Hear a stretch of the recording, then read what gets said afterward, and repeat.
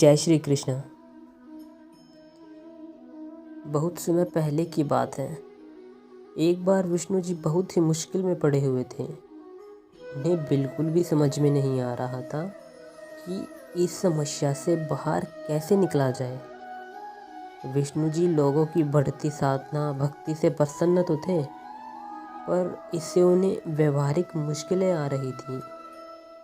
कोई भी मनुष्य जब मुसीबत में पड़ता तो विष्णु जी के पास भागा भागा आता और उन्हें अपनी सारी परेशानियां बताता, उनसे कुछ न कुछ मांगने लगता।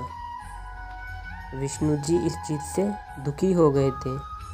उन्होंने इस समस्या के निवारण के लिए देवताओं की बैठक बुलाई और बोले, देवताओं, मैं मनुष्य की रचना करके कष्ट में पड़ गया हूँ। कोई न कोई मनुष्य हर समय शिकायत ही करता रहता है, जिससे न तो मैं कहीं शांतिपूर्वक रह सकता हूँ, न ही तपस्या कर सकता हूँ।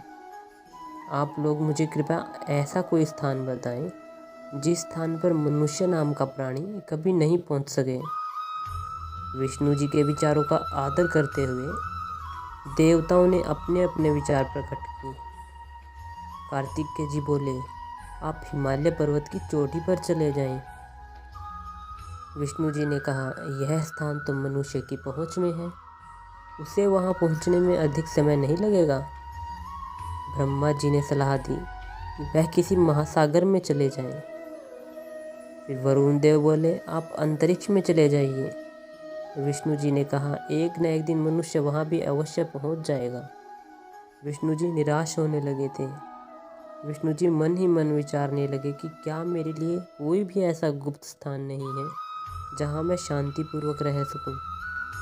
अंत में सूर्य भगवान बोले, आप ऐसा करें कि मनुष्य के हृदय में बैठ जाएं। मनुष्य आपको इस स्थान पर ढूंढने में सदा उलझा रहेगा। विष्णु जी को सूर्य देव की सुझाव पसंद आ गई। उन्होंने ऐसा ही किया। वह मनुष्य के हृदय में जाकर बैठ गए। उस दिन से मनुष्य अपना दुख व्यक्त करने के लिए विष्णु जी को ऊपर नीचे दाएं बाएं आकाश पाताल में ढूंढ रहा है, पर वह मिल नहीं रहे। मनुष्य अपने भीतर बैठे हुए देवताओं को नहीं देख पा रहा है। इसलिए ये कहना बिल्कुल सत्य है कि ईश्वर सदा ही हम लोगों के आसपास रहते हैं, हमारे अंदर निवास करते हैं। ये तो हम ही मूर्ख हैं जो उन्हें कभी पहचान ही नहीं पाते। राधे राधे।